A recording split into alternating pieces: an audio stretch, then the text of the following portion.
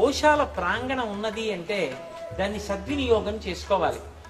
ఎక్కడ గోశాల ఉన్నదో, ఎక్కడ గోవు యొక్క మలమూత్రములు కింద పడతాయో అంతకన్నా పవిత్రమైనటువంటి భూమి ఎక్కడా ఉండదు అని చెప్తారు. అందుకే కంచి కామకోటి పీఠాధిపత్యం వహించిన మహాపురుషులు చంద్రశేఖరేంద్ర సరస్వతి మహాస్వామి వారు మహాత్మా గాంధీ గారిని కలుసుకోవలసి వస్తే గోశాలలో కలుసుకుని కూర్చుని మాట్లాడారు. అంత పరమ పవిత్రమైన ప్రాంగణం గోశాల. దానికి ఆశ్రమంతో సంబంధం లేదు. బ్రహ్మచారి కాని, గృహస్థు కాని, వానప్రస్థు కాని, సన్యాసి కాని ఎవరైనా గోశాలలో కూర్చుని వారి వారి ఆశ్రమానికి తగినటువంటి గ్రంథాన్ని వాళ్ళు పారాయణ చెయ్యవచ్చు. లోకంలో కొంతమందికి కొన్ని ప్రధానమైన అవసరాలు ఉంటాయి. అవి కోరికలు అని చెప్పడం కూడా సాధ్యం కాదు. ప్రాథమికమైన అవసరాలు.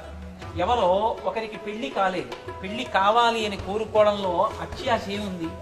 ఒక పెళ్ళైన దంపతులకి సంతానం కలగలేదు, మాకు సంతానం కలగాలి అని కోరుకుంటే అందులో ఏం పేరాశ ఉన్నది? కానీ వాటిని ఆ కార్యసిద్ధి జరగాలి అంటే తప్పకుండా దేన్ని చదువుకోవాలో మనకి పురాణాలు చెప్పాయి. అందున గోశాల పరమ పవిత్రమైన ప్రాంగణం. ఈ ప్రాంగణంలో కూర్చుని ఏ అవసరం తీరడానికి ఏం చదువుకోవాలో, ఇక్కడికి వచ్చిన వాళ్ళకి ఏ విధమైనటువంటి అయోమయం కలగకుండా ఇక్కడ ఏర్పాటు చేయడం జరిగింది. మీరు చూసి ఉంటారు, శ్రీరామాయణము బాలకాండ నుండి సంతాన ప్రాప్తి వరకు షణ్ముఖోత్పత్తి అన్న విషయాన్ని చదువుకోవాలి. షణ్ముఖోత్పత్తి చదువుకోవాలి అంటే బాలకాండ ఊళ్ళో ఎక్కడికి వెళ్ళి పుస్తకం తెచ్చుకుంటాడు? అందుకే ఈ పక్కనే పుస్తకాలు, పవిత్ర గ్రంథాలన్నీ పెట్టి ఉంటాయి. ఆ బాలకాండలో షణ్ముఖోత్పత్తి చదువుకోవాలి అంటే ఆ పుస్తకం తీసుకుని గోశాలలోకి వెళ్ళి కూర్చుంటారు. అందులో ఎక్కడుంది షణ్ముఖోత్పత్తి?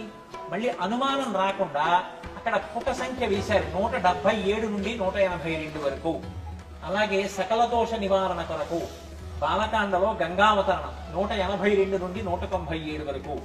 వివాహము మరియు అన్యోన్య దాంపత్య కొరకు సీతా కళ్యాణ ఘట్టం బాలకాండలో 251 నుంచి 268 వరకు.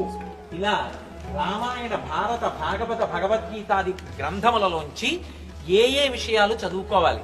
ఒకవేళ ఏ అవసరం లేకపోతే, పరమేశ్వరుడు ఏమి అడగవలసిన అవసరం లేకుండా అన్ని కోరికలు తీర్చాడు కాబట్టి ఆయన అనుగ్రహం నిలబెట్టుకోవడానికి ఇక్కడికి వచ్చినప్పుడు ఏం చదువుకోవచ్చు అంటే ఏదైనా చదువుకోవలసిన విషయాలు అన్నిటినీ పొందుపరచి ఆ గ్రంథాలన్నీ ఇక్కడ పెట్టి ఉంచుతారు. ఆ గ్రంథాలన్నీ కూడా తీసి చదువుకుంటారు.